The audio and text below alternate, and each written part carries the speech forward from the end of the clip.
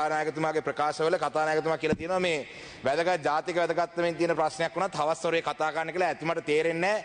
හවස්වරුවේ ඇමතිවරු නැහැ මේවලට උත්තර දෙන්න.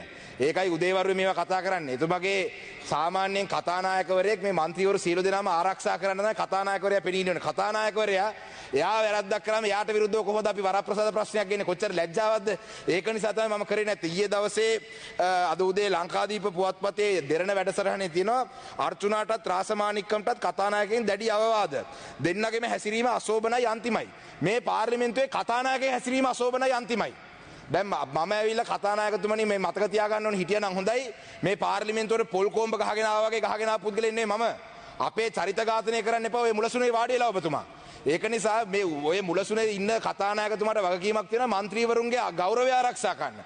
මුලසුනේ മന്ത്രിව කතානායකතුමා ඉඳලා පොල් කොම්බ වගේ ගහගෙන ඇවිල්ලා පාර්ලිමේන්තුවට රටේ තුන්වෙනි පුරවැසියා රටේ තුන්වෙනි පුරවැසියාට ලොකු වගකීමක් තියෙනවා.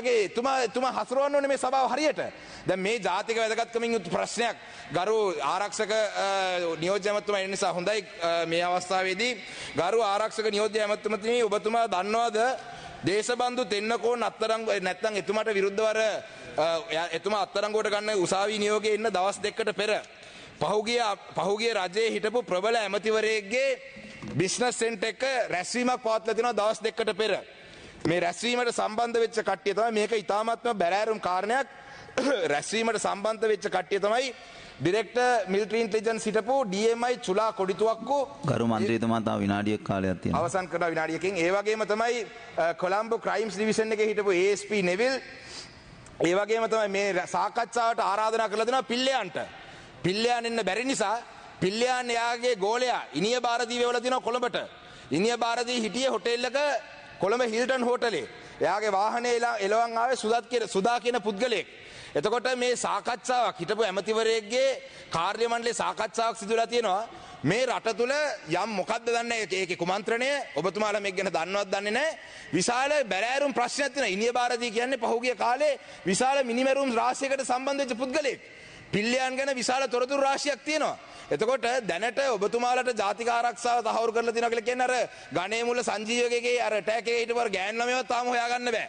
රටේ පොලිස්පති දේශබන්දු දෙන්න කොන්න හොයාගන්න බෑ. එතකොට ඔබතුමාලට මේව ගැන වගකීමක් දෙන්න පුළුවන්ද?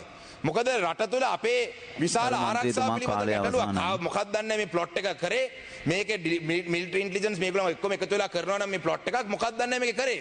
ඉතින් ඒක නිසා මේ වගේ වැදගත් කාරණයක් වුණත් උදේවරුවේ අපිට මේ පාර්ලිමේන්තුව තුළ මතු කරන්න ඉඩ තියෙන්න ඕනේ. පහුගිය සතිය අපි දැක්ක ගණේමුල්ල සංජීවගේ ඝාතනය වුණාම මේ පාර්ලිමේන්තුවේ අවසන් කරනවා. ගණේමුල්ල සංජීවගේ ඝාතනය පිළිබඳව මේ පාර්ලිමේන්තුවේ පැය භාගයක් හැමෝම විවාද කරා. හැබැයි මඩකලපේ මිනිස්සු පිහිපාරකින් මැරුණම ඒක ගැන මේ පාර්ලිමේන්තුවේ කතා කරන්න කතානායක ඉඩ දෙන්නේ නැහැ. එතකොට කතානායකතුමාට මම මේ අවස්ථාවේ කියන්නේ ඔබතුමාගේ කතානායක කියන තනතුරේ ගෞරවය ආරක්ෂා කරන්න. ගරු මන්ත්‍රීතුමා කාලය අවසానයි. අහම්බෙන් කතානායකට පුඩුවට වඩිච්ච මිනිස්සෙක් කියලා අපි දන්නවා. ඔබතුමා කතානායක කියන පුද්ගලයා ගෞරවය ආරක්ෂා කරන්න. ඒ වගේම තමයි මම ලේකම්වරුන්ගෙන් ඉල්ලා සිටිනවා පක්ෂපාතී වෙන්න එපා. ලේකම්වරුන්ට වගකීමක් තියෙනවා මේ සභාවේ අපි නැති වෙයි හෙට. හැබැයි මේ ලේකම්වරු මේ පාර්ලිමේන්තුවේ ඉදිරියට ඉන්න ඕනේ. ඒ කියන්නේ ලේකම්වරු හරි කතානායකතුමාට අවවාද කරන්න. කතානායකතුමාට අවවාද කරන්න.